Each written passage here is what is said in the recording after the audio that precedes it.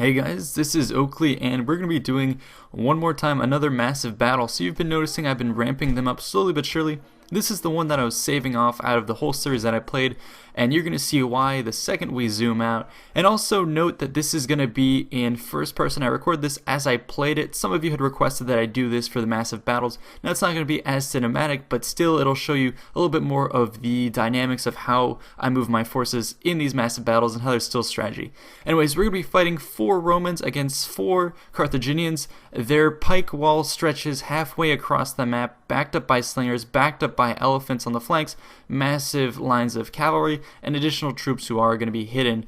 But you can see the Romans forming up here. I myself have troops spread out. Now in the center are going to be basically 2 allies. So 2 armies are in the center. One is in the far, all the way on the right, and one is on the woods back here. So we're going to be moving up, and our first priority is to take the hill here and set up our 1 artillery piece that I have. Every army was allowed 1 artillery piece, so we're going to be pushing here.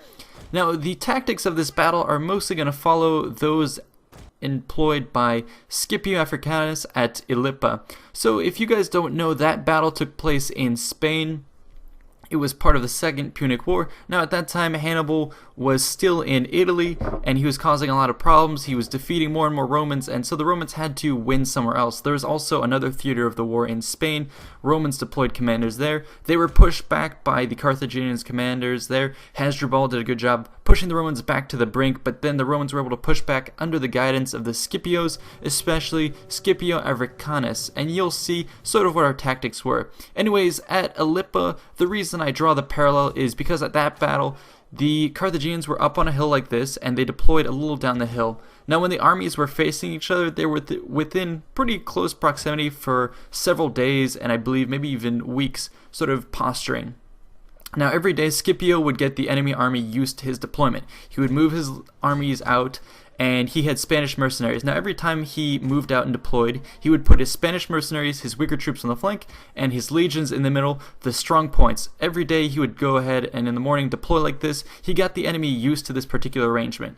And so finally on the decisive day, he decided to march out a little earlier than usual. I believe at this point he actually even woke his troops up earlier, made sure they had eaten, and they were notified to get good rest the day before. So on this particular day, Hannibal marches out early. He marches out so early that the Punic powers, Hasdrubal, who's in charge of the Punic army, has to send out his forces in response, and they haven't really had time to prepare in advance. They're not as well rested, and also they haven't all eaten.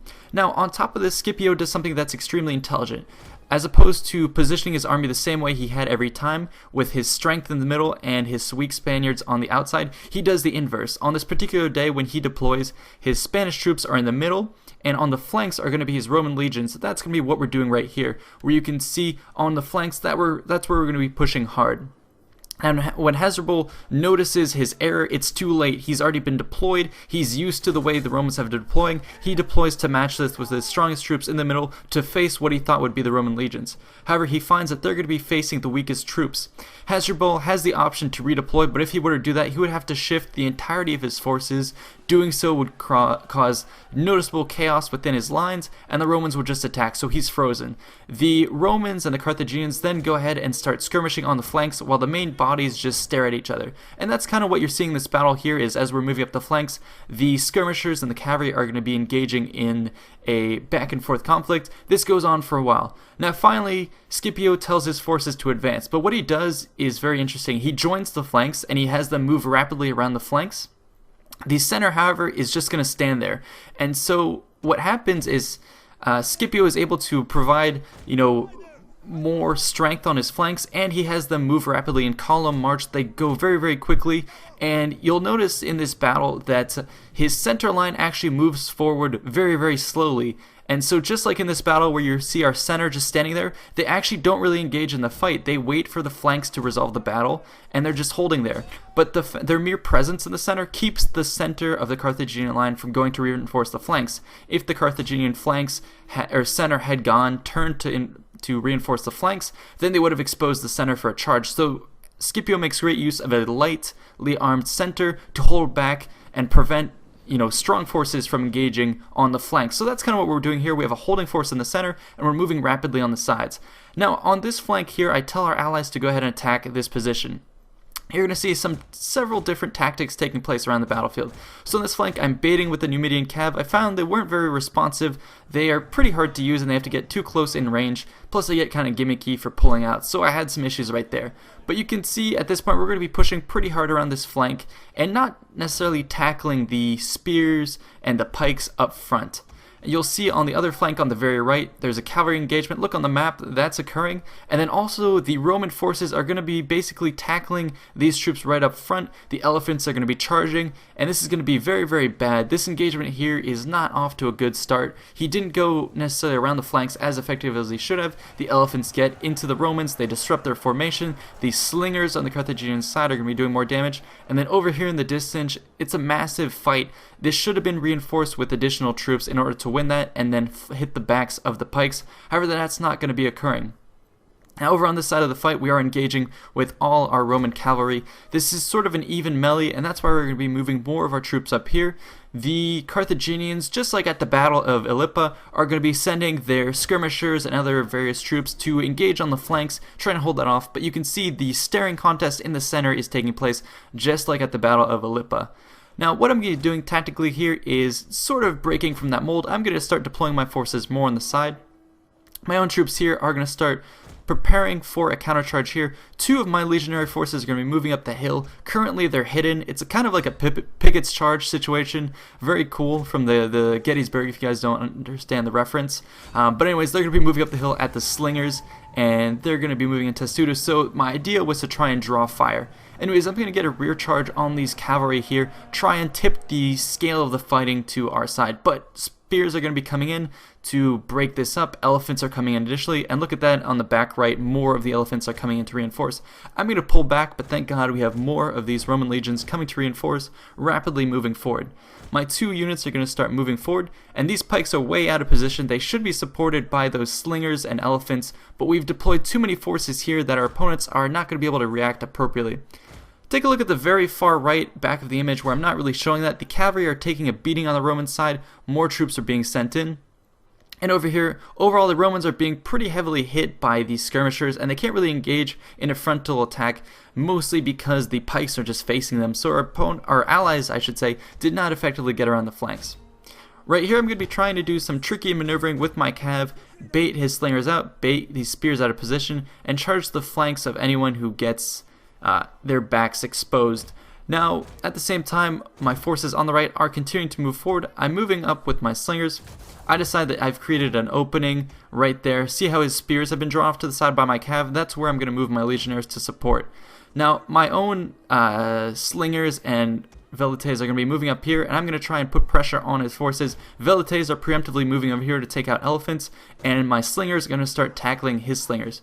These two forces here are going to be the wedge in this part of the plan between his spears and the rest of his forces. They're going to be the driving force here that will allow us to put more troops into the fight. Take a look at this. The slingers in the center are repositioning to fight against us. We're deploying most of our forces over here. Take a look at the map real quick. On the very right, you can see how the Carthaginians are able to detach more and more of their troops and really isolate those Romans. That's going to be a big problem for those forces on the side. I circle these pikes right here, asking my ally to attack them, intercept them before they can get to my own cav. So it looks like we should be winning that fight. Now that's going to be three forces all on this side tackling the Carthaginian troops here. The Carthaginian forces are going to try and reshuffle their infantry to match. I'm going to have to pull back in the face of the elephants, move up my velites to try and respond to that, but I really can't suffer an elephant charge on these exposed troops. I'm going to try and tell my ally to help in this endeavor. But my slingers are in position. I realize that if they charge, I'm doomed, so I'm going to go ahead and hold position, just brace for the impact, try and get these slingers in range of his elephants. My opponent decides to reform, and I think he's going to turn back at this point because... Nope, never mind. I'm going to eat my words. He did actually end up charging through.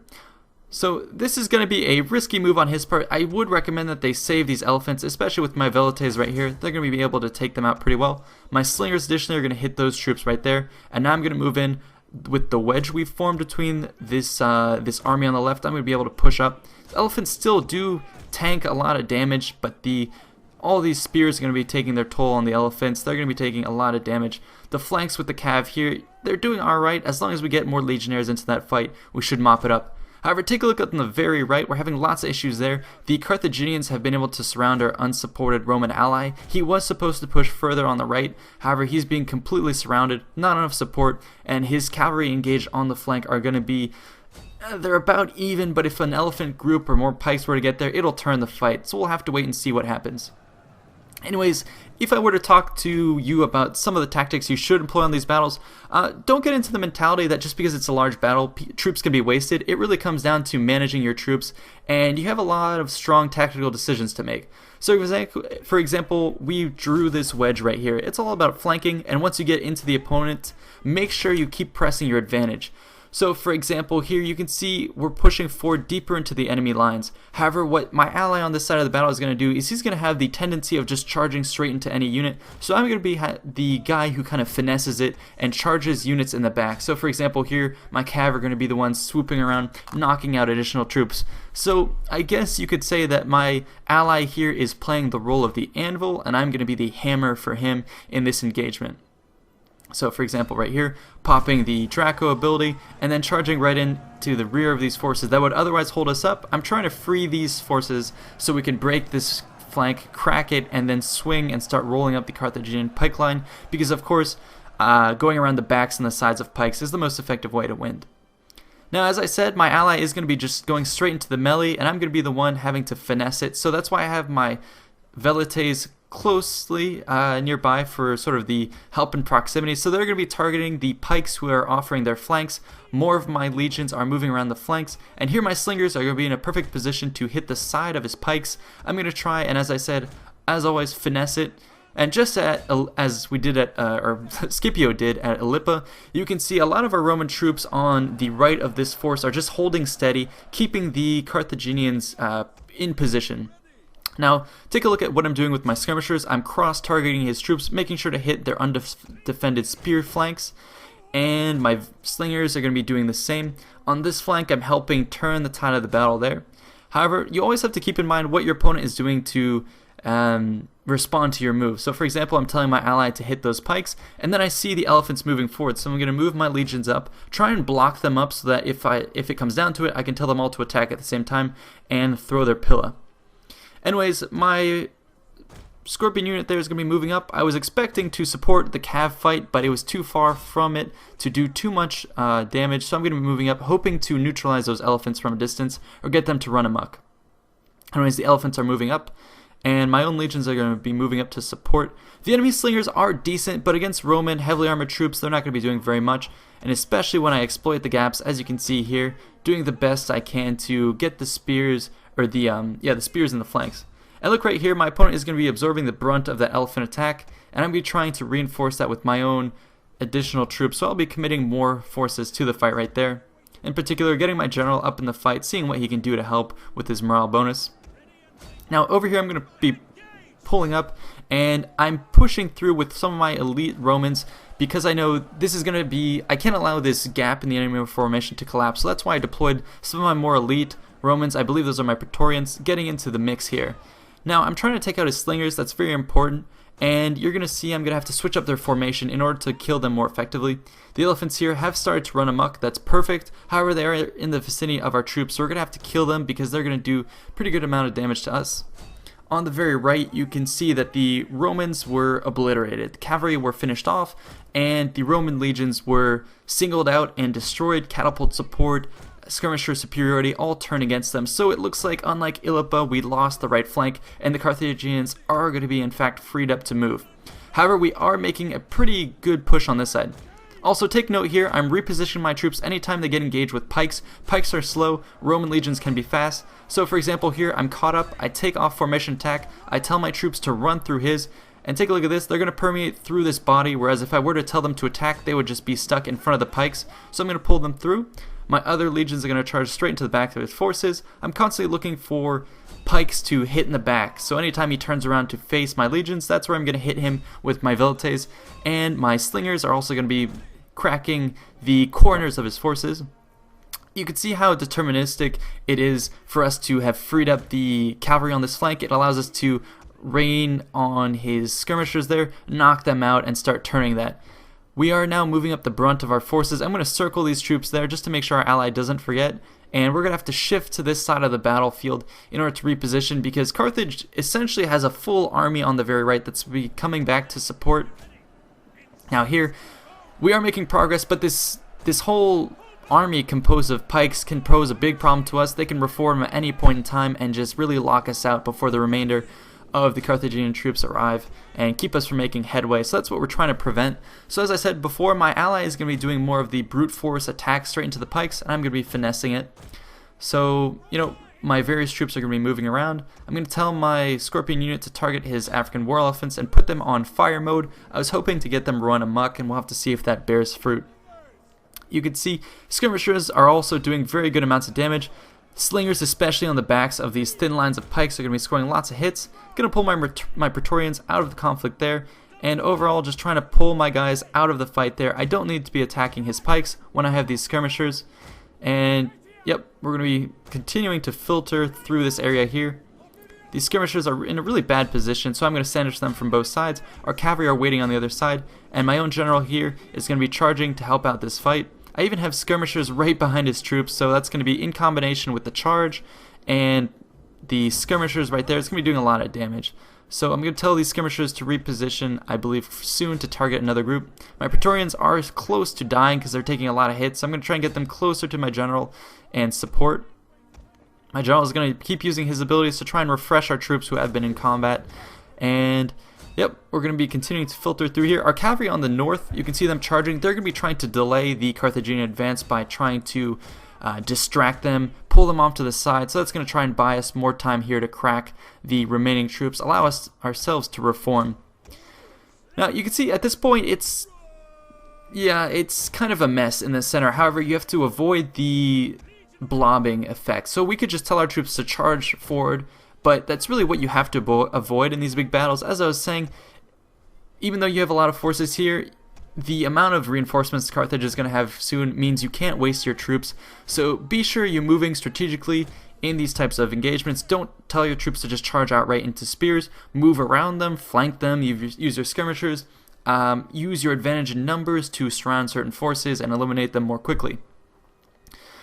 So Carthage is reforming. More of their elephants are here to hold up the front. They're more here to ward off any charges. However, my bolts are coming in and doing decent amount of damage on them. I'm going to go into flaming mode to try and knock them out. Now, the pikes here are all facing our infantry, so I want you to keep note anytime in the battle how the units ringed with blue, that is my ally, is attacking them. Take a look at this. He's charging them head on. That's probably the last thing you want to do. So as I always say, try and go around the flanks wherever possible. So I'm once again trying to finesse this battle, which is what I recommend doing on huge settings and especially on small settings 1v1. Especially the blobbing effect right here is getting pretty big. So at this point we've kind of broken from the Ilipa model. It's kind of a more even fight, and yeah, I mean, that kind of breaks the historical context right there. What am I trying to say? The source for that, the story of this and the details of it can be found in a book by Adrian Goldsworthy. He's one of my favorite historical authors. He is himself a historian, unlike some other people who write about history who aren't complete historians and who write kind of pseudo-history that's been popularized and has a lot of things that aren't necessarily true. I think it's Tom Holland, for example, who injects a lot of his own political ideas. He wrote Rubicon, and I recently read on Reddit that there's a lot of faults with that. If you're going to read something on Caesar, for example, read Goldsworthy. But anyways, the book that I'm drawing this information from is called In the Name of Rome by Adrian Goldsworthy, and the subtitle of this is The Men Who Won the Roman Empire. I highly recommend this. He goes through almost all periods of Roman history and talks about the generals, how they wielded the Roman troops, and especially what they did differently than their contemporaries. What were their, the ways they drilled their troops? What were their special tactical victories? What did they innovate? What did they change? Because, of course, Rome's military was pretty standardized, but it really was up to the commander to use such a flexible and effective model to his benefit. So, for example, there's a whole chapter on Scipio Africanus. You also get into the later Roman Empire and some of the generals there, and you get to see the changing tactics and technologies and troops available to the Romans. I'm skipping to the end of the book right here. It's about a 430-page book, so definitely worthwhile. It comes with illustrations of several battles. Particularly, I would look at Scipio Africanus. He has a great chapter on him, covering a lot of battles, especially Ilipa. Very interesting. He talks about Zama, and also the Battle of New Carthage, which is also a very cool, very bold battle.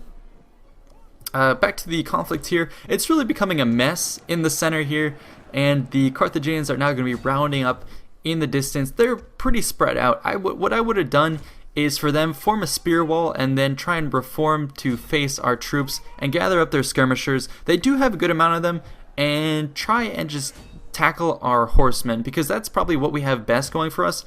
We can use our horsemen to knock out their spears and their skirmishers. So if I were to recommend something our opponents could have done better, was probably focus on knocking out our cav. Had that been done, then our legions would have been at the mercy of the troops. And as we see when the Romans were fighting against the Parthians, once the Romans lose the mobility battle and the opponents can just retreat with fast cav and back to a strong base of infantry, well, then the Romans are going to be dealing with a lot of issues. So also, what am I going to talk about at this point? Well, my troops are starting to dwindle, but the core of my troops, the armored legionnaires right there, are handling pretty well, I would say. I did lose my my Praetorians, some of my cav, and but my skirmishers are still alive. My slingers are still going at it, reaping a lot of kills, and my general is actually pretty useful in these long battles. I didn't take a commander. I took the, I think, strategist, the guy who enables you to help improve the what is it? The magical ability that gives your troops decreased fatigue and stuff like that, battle rhythm and whatnot, because I knew it would be a long brawl and I wanted to refresh our troops for the battle. Now the pikes are reforming, and they're going to be taking a stand on the top of the hill. Over on the right, we're having some issues with the skirmishers tackling the flanks of our forces, and right now it's just a goddamn mess. Pikes right in the center here are doing a very good job of holding out against us, so I'm going to have to move in with my remaining skirmishers and try and crack that nut, and then after that move on to tackle the rest of the approaching Carthaginians. However, at this point it is, I would say, relatively safely on our side, but actually looking at the field of view right now, more and more Carthaginian troops are appearing, so actually they're going to be more fresh than our tired legions, and yeah, actually this could have gone either way at this point. They have a lot of fresh troops, more cavalry in the background. They just need to rally their forces is mostly what they're missing. Over here, it's just a bloodbath.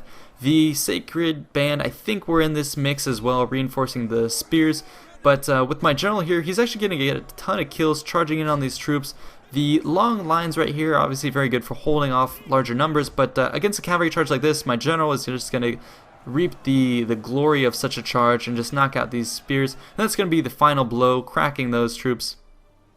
Now here, the Carthaginian general is going to be doing exactly what I told them, or I'm not speaking to them, but obviously what I suggested they do, which is go after our skirmishers, neuter them, and allow the Carthaginians to regain the advantage. Over on the flank here, we are losing a bit. Those spears are doing good amounts of damage to us. However, the reinforcements are not being deployed very tactically. It looks like they're just going into the scrum, essentially. They're all charging in. I would have recommended forming a long line, rallying the troops, and just moving forward from then. Like I said, because the Roman forces here are pretty disorganized, at this point we're kind of just charging all out at the next available target, and when the spears, for example, here gets too clumped up, it's too easy for us to flank around them, so I would have kept more of them on the flanks. So I'm not going to be falling for that trap. I'm pulling out, but my ally is going to be sort of a willing participant to that slaughter, which should even the losses up pretty well. You see, even these pikes here that I could take out from a charge on all sides, I'm going to make sure to get around the appropriate flank and make sure to kill them most effectively. So, positioning right behind them. And actually I decided to move out of position because I realized these slingers right there can do a good amount of damage, so I shift to the left and then charge again just to allow them to keep firing. Over here, I have two of these spears, so what do you do when this occurs? Well, you try and trick them. So I'm going to pull them over there. I'm going to pull right through here because I sent my general to one side and my soldiers to the other. It should pull his spears to one side, either exposing them to my legions or my general. Now, Carthaginian general is chasing one of the Roman generals, so that would be a shame if he were to lose him. Over here, slingers and skirmishers are taking out these men at a distance, and my general is going to be happy to take on those troops there. And the troops chasing my own men on the very right are going to be attacked by my guys in short time. My veteran legionaries there, continuing to move up, and it's sort of a mopping up action at this point in time.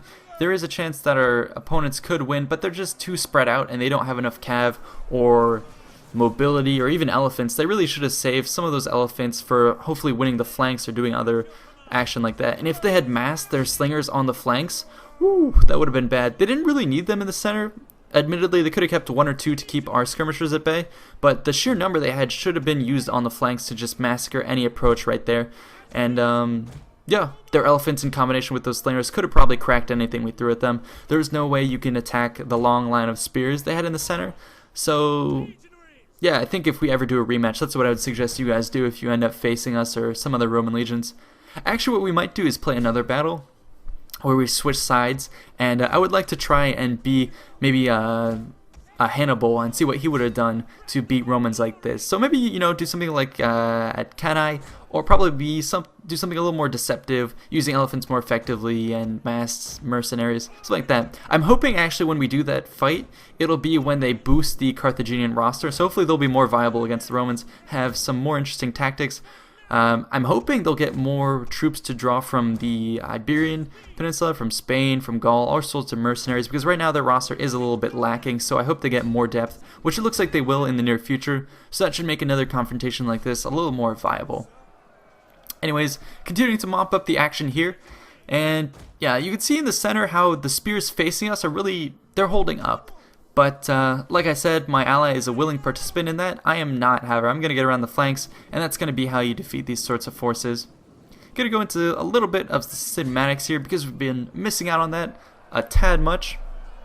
But yeah, like I was talking about here, going to zoom in just to share this with you. And you know, if we had attacked from the front, this is what you would have seen. Our legions held at bay, elephants trampling the sides. We probably would have lost. As you saw in the back right here, where that entire Roman army was decimated, that's what happens when you charge at spears up front and lose a cavalry flank. So it's a shame they couldn't mirror that on both sides. But the reason that happened is mostly because we had 3 armies attacking one flank, and they didn't, you know, add enough reinforcements to mirror that. So that's why they lost. But anyways, I'd like to say good game to our opponents. They did a great job. I was surprised we were able to run this, honestly. Pretty lag-free. You can see this was recorded live, so at the time there was very little lag. I've been trying to recreate that, but lately, not as much luck. So I hope to bring you more of these big battles because I know you guys love them, and probably bring a mix of this first-person and also cinematic view. I think probably more of the cinematics. I just did first-person here, honestly, because I forgot to save the replay. But take a look at this. The kills are pretty prodigious. Yeah, one of the Carthaginians getting a lot of kills, 2,626, and the focus cactus is I think the guy who attacked Carthage head on, and he was just absolutely destroyed. Yeah, he lost most of his cav and his skirmishers. But yeah, this guy right here, tons of kills with his elephants, 677 if you guys caught that, so definitely use your elephants more effectively. Anyways, see you guys next time.